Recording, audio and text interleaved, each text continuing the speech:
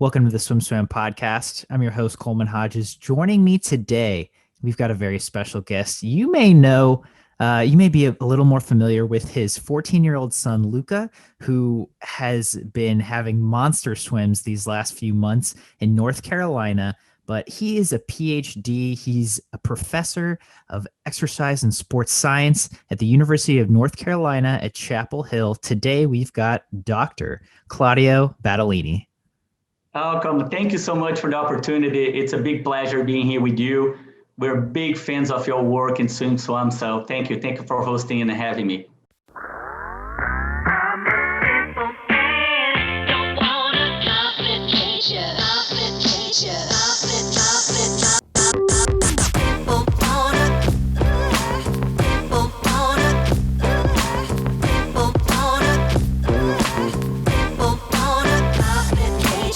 Thank you. That's high praise. Right at the start of the podcast. I appreciate it. I'm excited to sit down and talk with you. We just went over a little bit of your background, and I'm excited to dive a little deeper. You've got a really cool story, and so I want to start at kind of the end, just kind of the most recent last couple of months.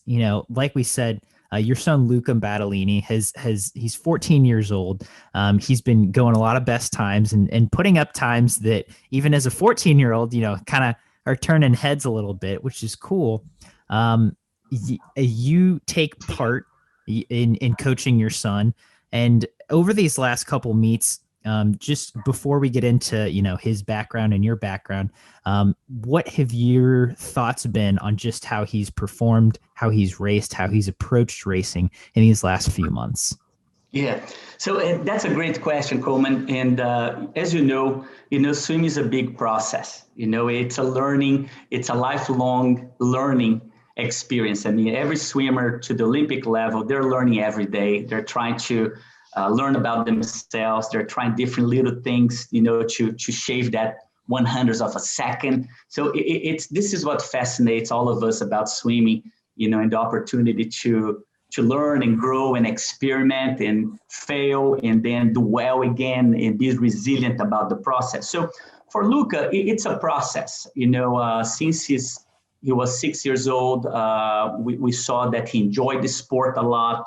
He's a racer. He really likes to race. Like any guy that loves winning, right? He hates to lose. He's that guy that if he has a bad swim, he comes out of the water really upset. And he's learning that, you can't swim super well every single race, but the training, the preparation allows us to be more successful, more frequently than have bad results. And that has been the case for these guys that have been coaching. It's a process. I explained to them, from the get-go at the beginning of the season. As you know, we had a heck of a season with pool closures and swimming at lakes. We swam a lot at the lakes to try to build a solid base for the season. We didn't know if we're even going to race. So I was able to really get them and develop a solid aerobic base.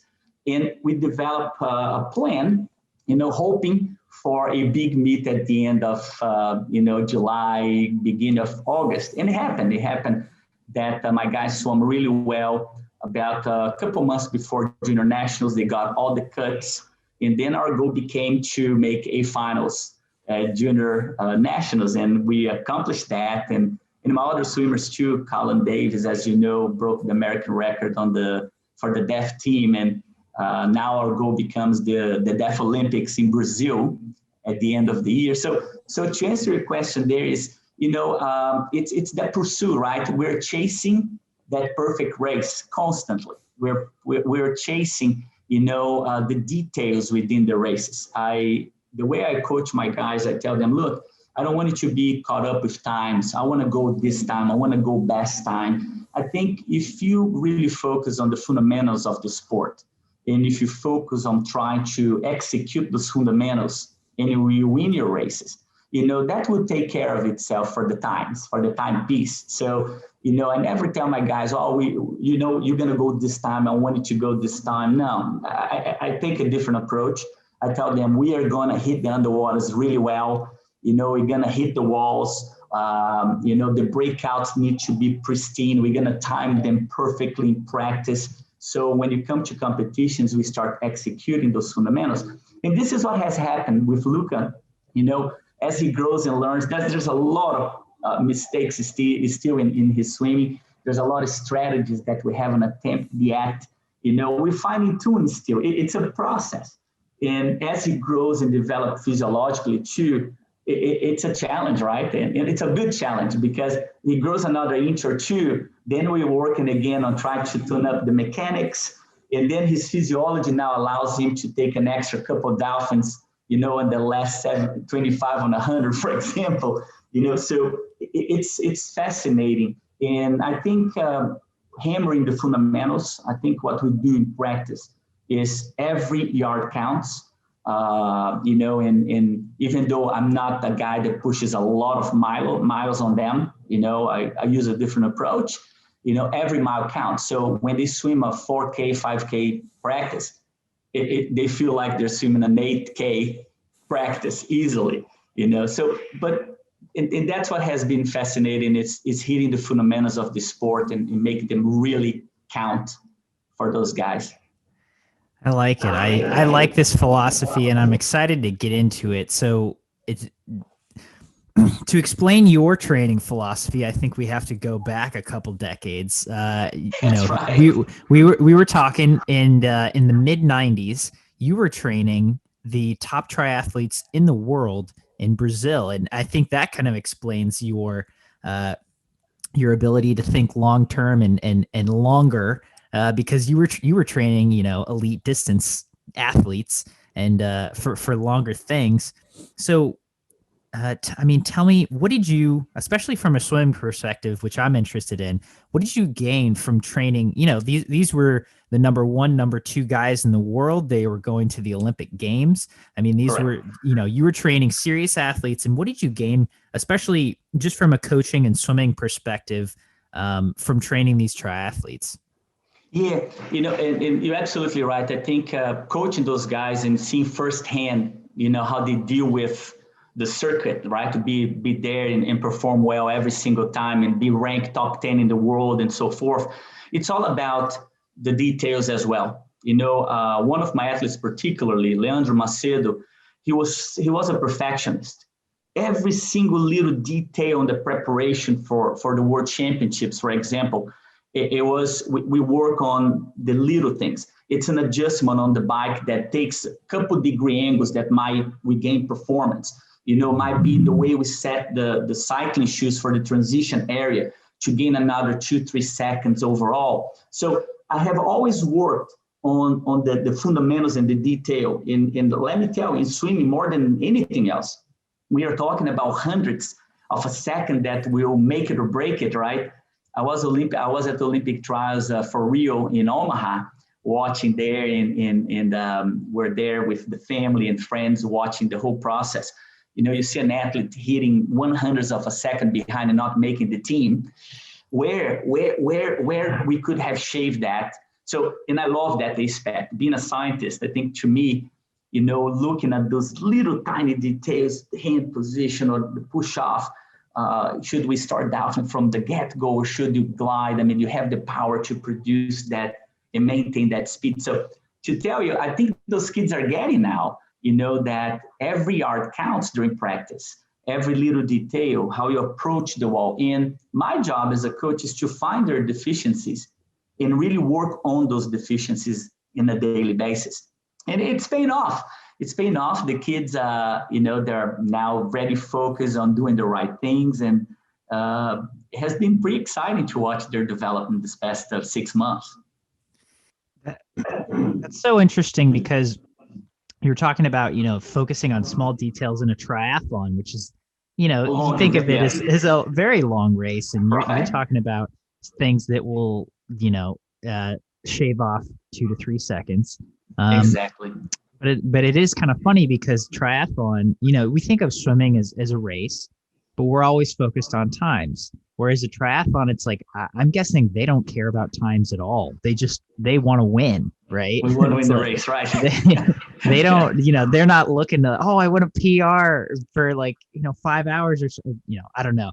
But it's really interesting because, it sounds like the way you trained those triathletes to focus on those details. Same way you're training your swimmers now. Yes, definitely. Yeah, definitely. And in swimming, as you know, I mean, we're so passionate about and we study, the sport probably almost every day. We're looking at videos, we're looking at, practice times and where they break down and how can you really maximize the strategy for the characteristics of each swimmer, right? I mean, the way Luca, for example, swims the 200 compared to the way Colin swims the 200 is different because they do have different characteristics as swimmers. So to fine tune to that, it's what fascinates me. I always tell my students at UNC, I said, look, coaching is an art. Not only you need to have, the physiology background, the experience, of coaching, but, that ability to detect little things and make modifications on the go is what really makes a massive difference, in improving those guys. And in having a small team, it allows me to do that. I can't imagine those guys coaching 30, 40 guys, and try to do that. It's nearly impossible. But since I have the opportunity to work with just a few guys, I think they benefit significantly from, the data that I collected in practice constantly and try to modify things. And still a lot of work to go. And, they're just scratching the surface here. They're learning. Luke is still learning. He's still learning his races. He's learning, the details now and moving from the age group, right, mentality to, okay, now it's make or break. And now we are in the 15, 18 category. It's fair game. There's no crying. We either execute or we're not going to be competitive. So, but it has been fascinating. It has been really fun. Yeah. Again, I love where our sport is right now because, even mid 90s, probably, certainly, people I've talked to from the 80s, and even 2000s, it's like, it was all about grinding yardage and just swimming lots of yards and trying to be the best that you could in that. And I don't think that was necessarily healthy for our sport. And I think now, with people like you, with the Andrews, with, Katinka and Chad Leclos, it's like people are exploring with their training and they're doing all kinds of different things. They're racing a lot more. They're doing less yardage. And you still have those people who are doing more yardage, but there's just so much more diversity.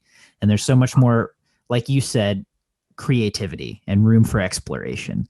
And I think that's really important. And so what I want to get into is your methodology, just so, dive a little deeper into that. You said you have, a big overall plan. I mean, how do you as a coach start making those plans? Because I know as swim coaches, that's one thing that's really interesting to a lot of coaches is making a plan, whether that's for a week, for a month, for a season. You mentioned for Luca, you have this huge plan, and I don't know how big that extends to, but it's like, even if you're planning for a week of training, what does that look like for you? Yeah. So just this quick comment, I couldn't agree more with you that, modern swimming has developed. And one thing to keep in mind is that, we're using dry land and the weights, the strength and conditioning way more than we use in the mid 90s and so forth. So on top of that, I think we all need to consider that these guys are swimming and they are lifting weights, not lifting weights. Luke is still young. We're doing a lot of body control and stuff, but that adds to the overall volume of training. So you need to be very careful. So if you want to still do high mileage and you still get these guys into the weight training room, maybe you're overloading them a little too much. So we're learning as we go, we did in the process. So, but my training, I really based all of the training on the periodization process. I'm a big fan of Lepalovich Matveyev, one of the top, exercise physiologists in Russia, during the communism era there. And then it's a guy that really moved forward with training methodologies and were able to do a lot of different things. And I've read a lot about his work. I studied his work for over 20 plus years. And I learned really well on how to put this master plan, right? The macro cycles. You know, we have Olympic years, which are very exciting years for our swimmers, and then off Olympic cycle years, you know, how you periodize the process. So what I do with my guys, since they're young, the eyesight, of course, I can speak for Luca, for example, it is 2024, Olympic trials, France. We're looking, way ahead time here. We're talking about, 3 years now for Olympic trials for France. And then we have LA 2028. So you got to start looking way ahead and start to really position yourself with some goals and objectives to meet along this continuum here. But with the periodization training plan, what I have done the past years with them is that I try to create 2 macro cycles of approximately 16 weeks of training. So it's basically I get the whole year and I separate that in 2 different semesters, right? So we have the semester that starts in August. They're going to be racing, their major races around February time, March, which they used to have JOs. And well, now we're Winter Junior Nationals. We're climbing a little bit the rankings here. West Open, we got some cuts for the West Open this year, even though Luke was young. But what happened is I periodized them, and I hit a couple competitions, which you call level 1 competitions. We focus on those 2 events, for the macro cycle of 15, 16 weeks. And we develop a solid aerobic base of these guys regardless. We're going to be racing tired for the first 3.5 months, where the volume of training climbs up while, work with Jason with the strengthening condition. We really match the physiological systems that we're working together to build them up throughout the season. As you know, when you get to the pre-competitive phase, the volume drops, and then we really working on intensity and finding tune for competition. And the strength and conditioning program changes as well. From building that strength, now we're going to be moving into the development of more power on those guys, and the activities change. By the time we get into the competitive phase at the end of this macro cycle of 16 weeks, they're in top shape to race. And the biggest challenge that we coaches have with those guys is during the competitive phase, maintain that level of competitiveness, right? And really hit fast times during that period.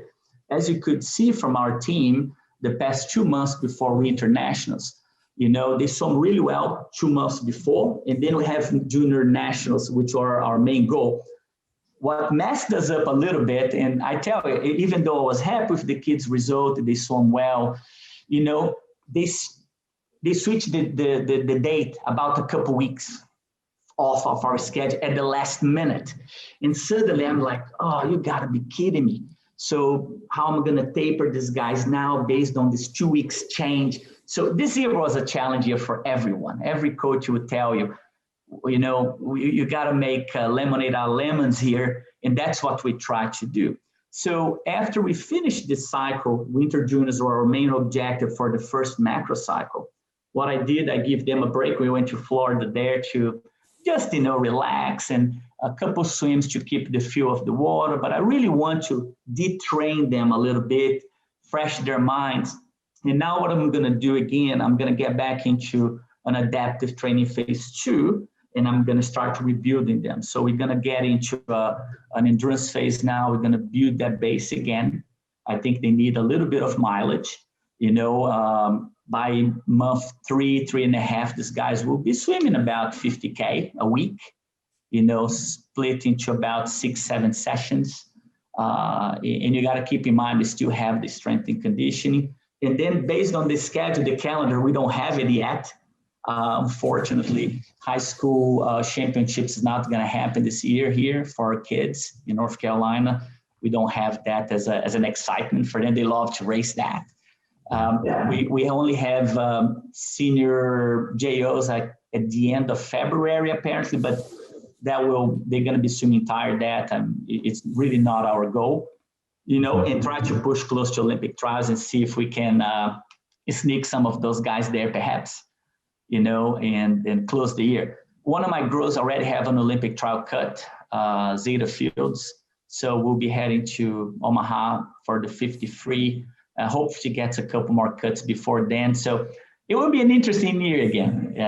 But that's basically what we do. We get these guys in the strength and conditioning program 3 times a week with Jason, and they swim pretty much almost every day of the week with the exception of Sunday. Another thing that I try to do with them now that we're online classes, right, is I try to train them at least a couple of times in the morning to get the body used to training in the morning as well. And the rest of the days we're training in the evening from 6 to 8, 8:30. But that's us. That's what we try to do here. Yeah, it sounds like you have different focuses, but it's like in terms of scheduling and periodization, that kind of sounds like it's kind of typical for a swim club, which is Correct. Again, you're combining some old school and some new school, and it's cool. It sounds pretty cool. So I want to ask you about what is a very sacred word in our sport, which is taper. You mentioned taper before a little bit, and that word it carries a lot of weight, right? And that can be good, and that can be bad. And how do you approach from a physical standpoint, just from a verbal standpoint of talking to your athletes about it and about what to expect? How do you approach rest? Right. So tapering is really a very interesting part of the training process, as you know. And everybody responds quite differently from tapering, all right? And a lot of people out there's a lot of coaches that do have the tapering perspective quite wrong, in my opinion. And a lot of them think that is rest. I see a lot of club coaches coming out in the last 2 weeks, 3 weeks before competition. They really drastically change the volume. No, they need to rest. Well, not necessarily. For age groupers, tapering has a total different meaning when you're talking about coaching the top guys and the Olympic guys. A second point that it's important to think about is that the taper process, it doesn't work the same for everyone. All right. And I'll give a very interesting story here pretty quick. I coached a marathoner guy a long time ago in the 90s, and we're trying to qualify for the Olympics and the Greek games. And this guy, he was so strong. We almost won Boston Marathon. We lost Boston at the end there in the last, 200 yards. But anyhow, so that guy, the tapering process for him specifically, when you really hit that big race, Olympic trials, so we wanted him to make the team, I need to really loose him up about almost a month. And this is a marathon, right? He really takes that long, not a month, but 3 weeks. I really need to reduce the volume, very slow and short stimulus, to really give him the opportunity to really get ready for racing, to have all the physiological systems reestablished and good to go. If I didn't do that, if I only give him maybe a week and a half of lower volume, he wouldn't recover and he would tank on his race. So it takes time for you to learn about the athlete. What is the tapering process? What is the timeline for you to correctly, taper the athlete, right? For the other spectrum, I had a mountain biker guy, right? Top 3 in the world. He got top 3 in the Nürburgring circuit in Winter Park in the 1996. So if I would rest him for 2-3 weeks, rest, right? It's not really rest, but it's the volume of training. And so he would tank completely. So he used to tell me, say, Coach, on Tuesday, you're racing on Saturday and Sunday. On Tuesday, he tells me, Coach, I need to get out and go for an 80K strong. I said, you crazy. No, I really need to do that. I feel really good when I have a solid, long, strong practice about 4 days before racing. And as a coach, you need to listen to the guy. And, of course, I didn't want to experiment that right in a big competition, but in smaller racing, we did. I said, okay, all right, let's go. Got the guy to do 100K, basically, in massage right after practice and refeeding. I mean, everything needs to be in place. Man, this guy, he flew on Saturday. He was on fire. And if I do that with another athlete, they wouldn't. They would die there. They would tank so badly. So when you talk about tapering, and this is why it's important for swimmers to understand too. Your coach, the coach that sticks with you, that knows you for many, many, many years, those are the coaches that know exactly what works for you. If you change coach here, that coach won't have time to learn about you, and learning different, because I have all in files, Look, for example, if we hit a big race, right? Even though it was not one of our major races, I look back what I did the 3-4 weeks prior, and then I start manipulating that data, and by doing this, that you got a greater chance for your athlete to perform really well if you follow something that has worked out for that particular athlete. And even doing that, there's no guarantee, as you know. So the tapering process, I tell you, the more the coach stays with the athlete, the more the athlete, they start knowing them for years. They know what works and what doesn't work for them. You know what I mean? So in one big mistake is thinking that the tapering process works the same for everyone. Absolutely not. Everybody's different. Some athletes like a little bit more stimulus here. They need that. Others don't. Others need more rest, perhaps. So it's a constantly battle. It's an art. And, get the data, look at the meets that the guys have swum extremely well. Study the 3 weeks, 4 weeks prior to that meet. What did you do? Try to identify if you did anything differently, and then you start finding tune for it. All the top guys, they know what worked for them. At this point in time, they know what works for them. And they still doesn't guarantee that they're going to swim their best, but that gives them a much better chance to swim really well. So, but that's something that everybody asked me, is the tapering. And I said, look, everyone is different. we know the basics of tapering, right? You're going to reduce the volume. You're going to keep some intensity there. You're going to give time at least 46 hours to replenish all the glycogen in the muscle. If you're a long distance swimmer, that's extremely important for you. We know the science, we know the physiology, and you need to apply that always. But even applying that physiology and the knowledge that we have, everybody's a little bit different. And that's fascinating, right? That it is. And I think the more the more I'm involved in the sport, the more you kind of realize there's no one right way to do anything. it's kind of all about the fit, right? The fit with the coach and the athlete, like you were saying. Yes. And the more you develop that, the more possibility there is for success, I think. And so go ahead. No, you're absolutely right. What we used to say, right, in science and exercise physiology is that one hat does not fit everybody's head. And that's very true, even more, at that level, at the Olympic level, right, at the top swimmers in the world. They're so unique on their own way of doing things. And to find, and the coach is the one that will understand that and will manipulate and have the art. That's where the art comes into play, right? Sometimes you get an athlete that is down and you motivate, you tweak something a little bit that you're not going to harm the performance. But that's why it's so important. And if you look at the history, right, of the sport, the athletes that have succeeded significantly throughout decades, they stuck with their coaches. Their coaches know them since they're young and develop them throughout the process. The classic example, and I love that story, it's Bob Bauman and Michael.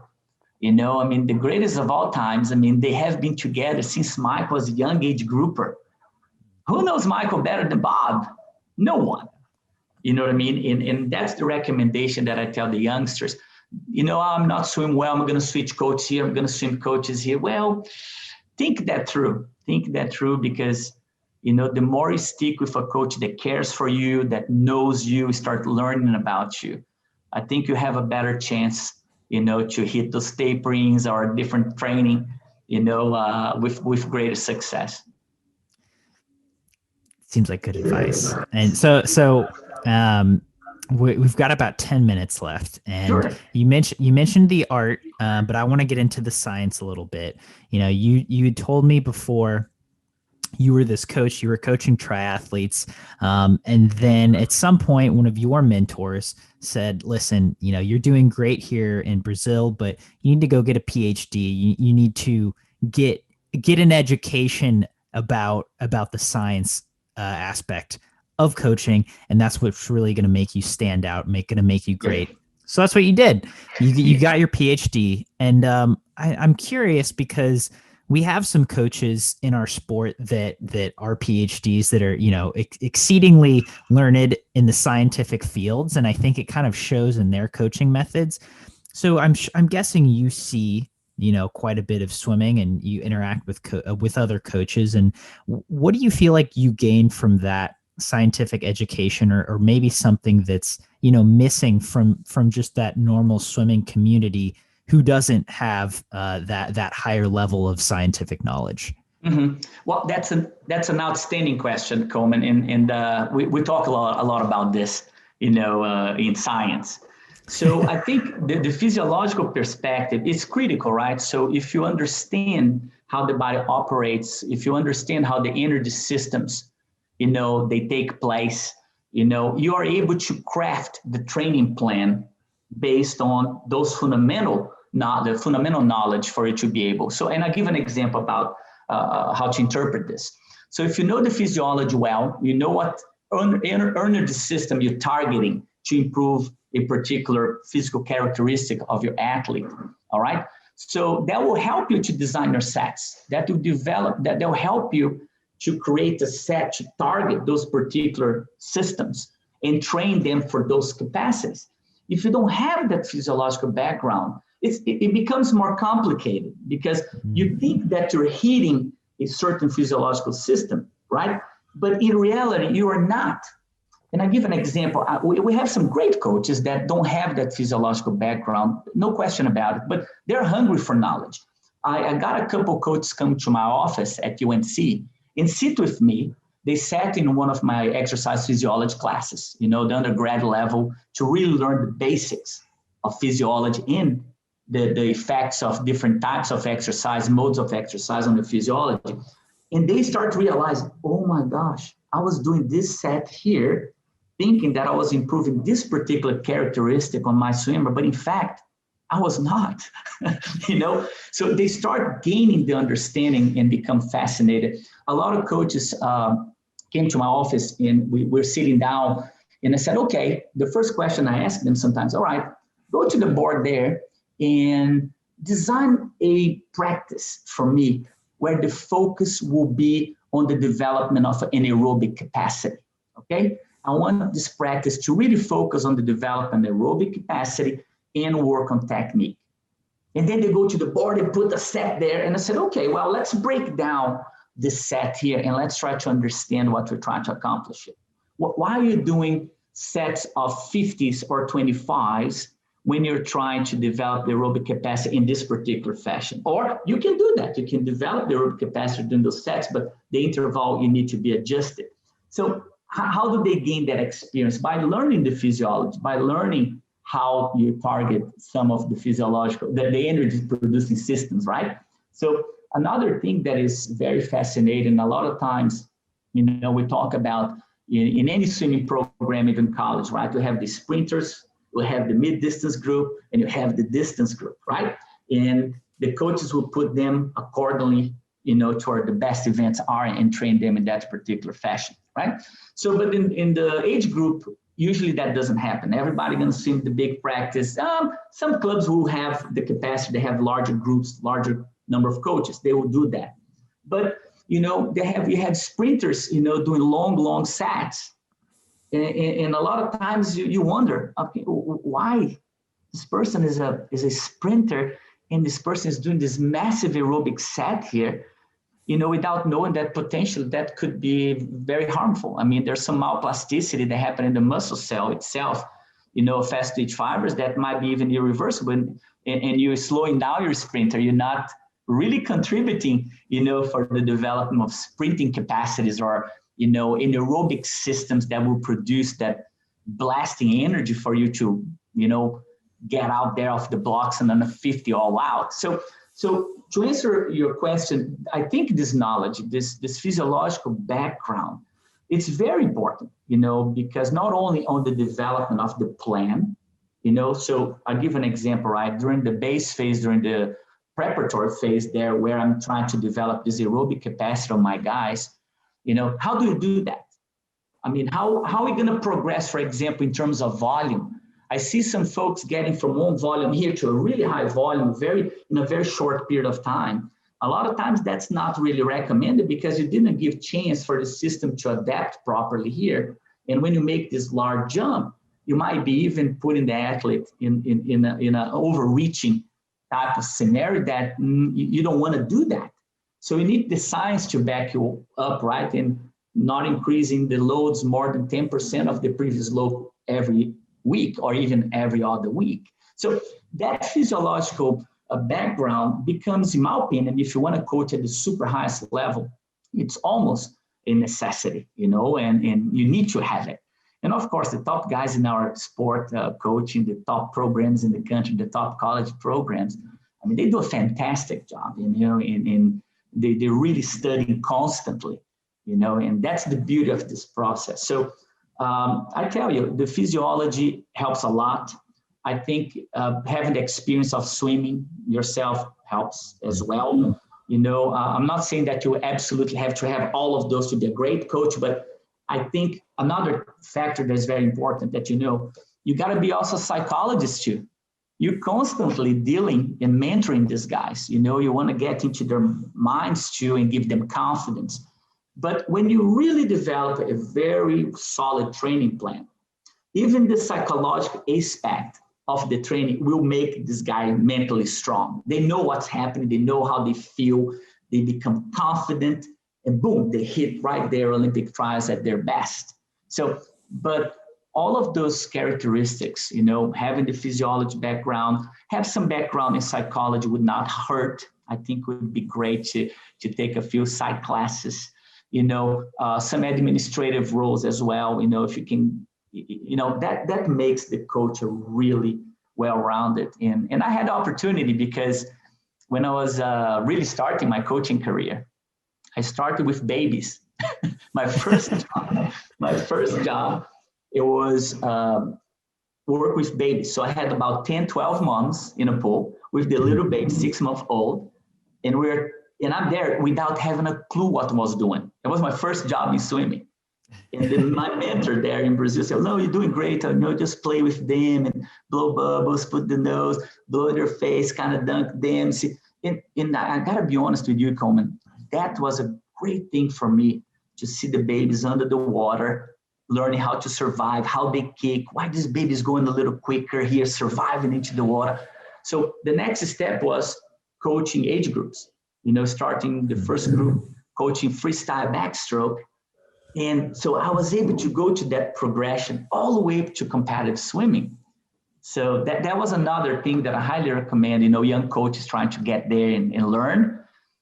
Man, put your hands on every single opportunity that you have, because you learn with every single person, every single swimmer, and it's awesome. But again, yeah, the physiology, I of course, I'm biased. I'm a physiologist.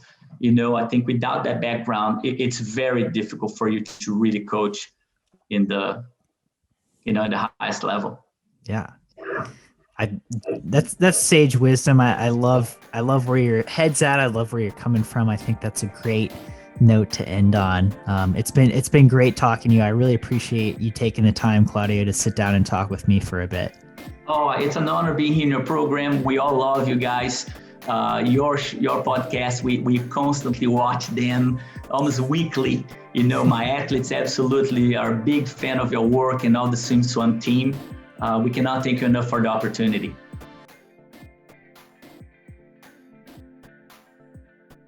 You've been listening to the SwimSwam podcast. Stay tuned for new episodes every week. You can take SwimSwam podcast on the go by subscribing on your favorite podcast platform. Look for links in the description below, And be sure to subscribe to our YouTube channel for more videos as well.